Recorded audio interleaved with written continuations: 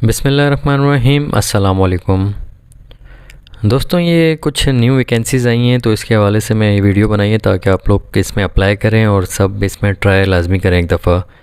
बाकी नसीब की बात होती है, सेलेक्ट हो या ना हो, लेकिन कोशिश लाजमी करनी चाहिए।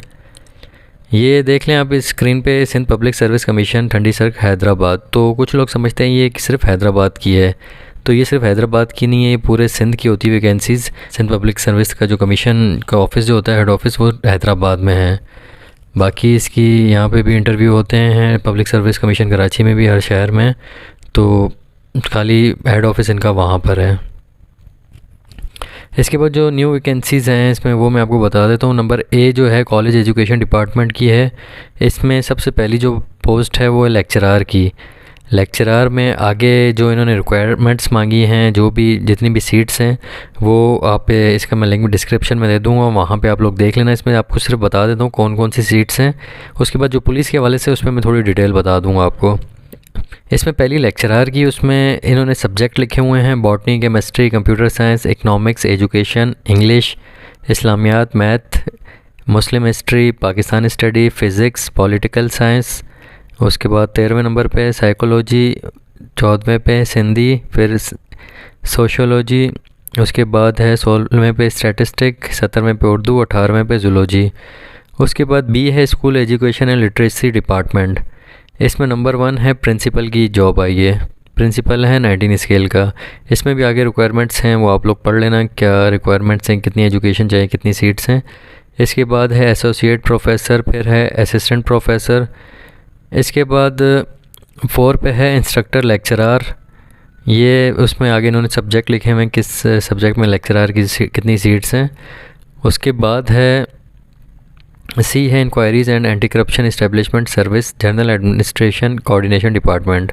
एंटी करप्शन में जो आई हुई हैं वैकेंसीज़, उसके हवाले से मैं बता देता हूँ। असिस्टेंट की सीट है, उसमें 16 स्केल के असिस्टेंट होता है, उसकी वैकेंसी आई हुई है। उसके बाद इंस्पेक्टर की है, फिर सब इंस्पेक्टर। तो इसमें थोड़ी डिटेल बता देता हूँ। असिस्टेंट की जो 16 स्केल है, इसमें आपको ग्रेजुएट चाहिए, at least 2nd division from a recognised university. बस आपका ग्रेजुएशन होनी चाहिए और 2nd डिवीज़न होनी चाहिए उसमें आपकी। इसमें नंबर ऑफ़ पोस्ट हैं 13, असिस्टेंट की 13 पोस्ट हैं। इसमें इन्होंने आगे थोड़ी डिटेल में बताया हुआ है कि इसमें कितनी सीट्स हैं। जनरल मेरिट जो है उसमें रूरल की 5 सीट हैं, अर्बन जो है वो भी 5 हैं, मतलब शहरी और देहाती दोनों 5-5 हैं। टोटल 10 सीट है जनरल मेरिट की। इसके बाद जो कोटे पे हैं, वो 1 सीट रूरल की है और शहरी की 0 है। उसके बाद माइनॉरिटी कोटे की भी 1 रूरल की हो और अर्बन की 0 है।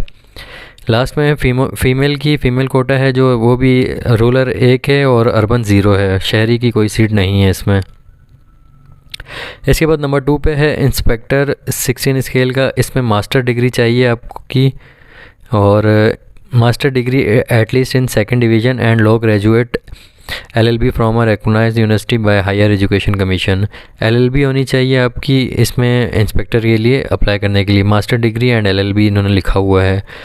तो इसमें जो सीट्स हैं वो हैं टोटल 10 हैं। जनरल मेरिट की हैं 4, रूरल की हैं 3, अर्बन की हैं, टोटल 7 हैं। और जो कोटे की हैं वो हैं 1 रूरल की है और अर्बन की कोई नहीं है। इसके बाद माइनॉरिटी कोटा की भी 1 सीट है, अर्बन की कोई नहीं है। लास्ट में फ़ीमेल की भी 1 सीट है और अर्बन की कोई सीट नहीं है। इसमें इन्होंने चेस्ट मिनिमम बताए हैं 33 साढ़े 34 होने चाहिए और हाइट आपकी 5 फीट 5 इंच होनी चाहिए। इसके अलावा 2nd ऑप्शन इन्होंने एजुकेशन में ये भी लिखा है कि लॉ ग्रेजुएट होने चाहिए 2nd डिवीज़न के साथ, और 2 years experience with senior advocate के साथ होना चाहिए आपका। नंबर 3 पे सब इंस्पेक्टर 14 स्केल का है। इसमें आपके पास law graduate at least in 2nd division, और चेस्ट हैं 33 साढ़े 34 और हाइट है 5 फीट 5 इंच। इसके बाद सीट जो हैं इसमें टोटल 31 सीट्स हैं, 16 रूरल हैं, 12 अर्बन है, टोटल 28 सीट हैं। और कोटे की हैं जो डिफरेंशियली एबल जो पर्सन होते हैं उनकी कोटे की 1 सीट रूरल की है, अर्बन की 0 है। माइनॉरिटी कोटे की 1 है, अर्बन 0 है। फीमेल कोटे में भी 1 है, अर्बन 0 है। तो अर्बन की सीट्स कम हैं इसमें। इसके बाद है नंबर 4 पे असिस्टेंट सब इंस्पेक्टर ASI की वैकेंसी है ये। इसमें ग्रेजुएट आपका होना चाहिए सेकंड डिवीज़न में, और फिज़िकल स्टैंडर्ड में इन्होंने मांगे चेस्ट आपके 33 साढ़े 34 होने चाहिए, हाइट होनी चाहिए 5 फीट 5 इंच।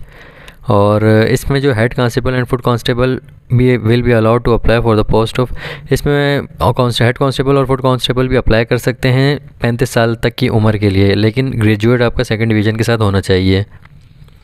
इसकी 48 पोस्ट हैं टोटल। इसमें जनरल मेरिट की टोटल सीट्स हैं 42, जिसमें 25 रूरल की हैं, अर्बन की 17 हैं, तो इसमें थोड़ी वैकेंसी ज़्यादा हैं। और कोटे की हैं जो एक सीट अर्बन की है, एक रूरल की है, और माइनॉरिटी कोटे में भी एक रूरल की है, एक अर्बन की है, और फीमेल कोटे में 2 रूरल की हैं और अर्बन की 0 हैं। इसके बाद junior inspector of coal mines हैं, फिर सर्वे एंड ड्राइंग ऑफिसर है, प्रोसिक्यूटिंग इंस्पेक्टर है। तो ये सारी वैकेंसीज़ हैं इसमें। आप इसका लिंक मैं आपको दे दूंगा डिस्क्रिप्शन में, वहाँ से आप लोग डाउनलोड कर लेना। इसके बाद होम डिपार्टमेंट में देखें, ये एक और वैकेंसी है assistant sub inspector SPU CPEC में आप लोगों ने अभी कांस्टेबल के लिए अप्लाई किया होगा, अभी असिस्टेंट सब इंस्पेक्टर की वैकेंसी आई है इसमें।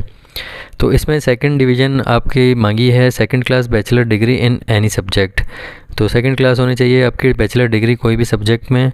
उसके बाद फिज़िकल फिटनेस में हाइट आपकी 5 फीट 5 इंच लिखी हुई है, और चेस्ट आपके 33 साढ़े 34 एक्सपेंशन के साथ। इसमें जो जनरल मेरिट है मेल के वो हैं 52 जो हैं रूरल की हैं और 34 अर्बन की हैं, तो ये भी काफ़ी ज़्यादा सीट हैं। और माइनॉरिटी कोटा में जो हैं 3 रूरल हैं 2 अर्बन हैं, और फीमेल में 3 रूरल हैं 2 अर्बन हैं।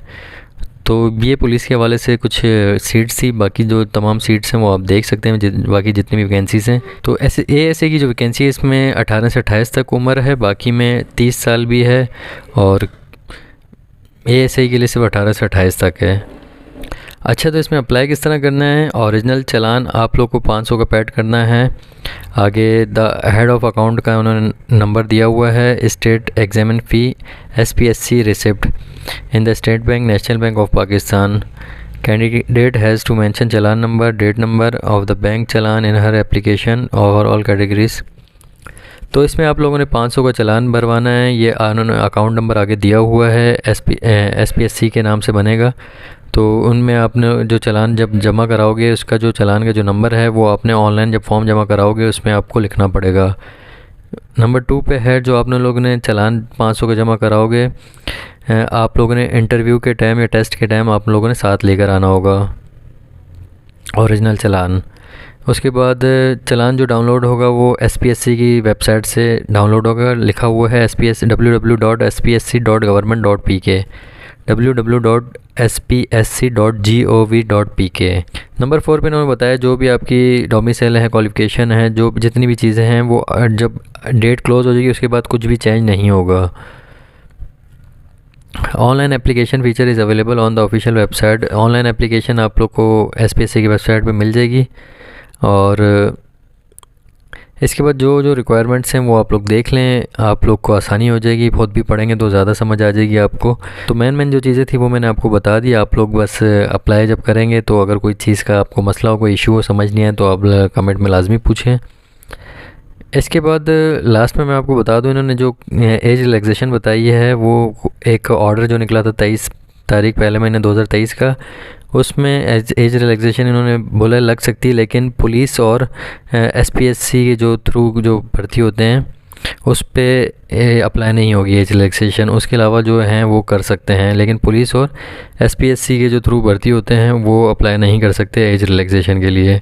क्लोजिंग डेट जो है इसकी 5 तारीख 5वां महीना 2023 है। तो बेस्ट ऑफ लक, अपना बहुत ख्याल रखना, दुआ में याद रखना। अल्लाह हाफिज़।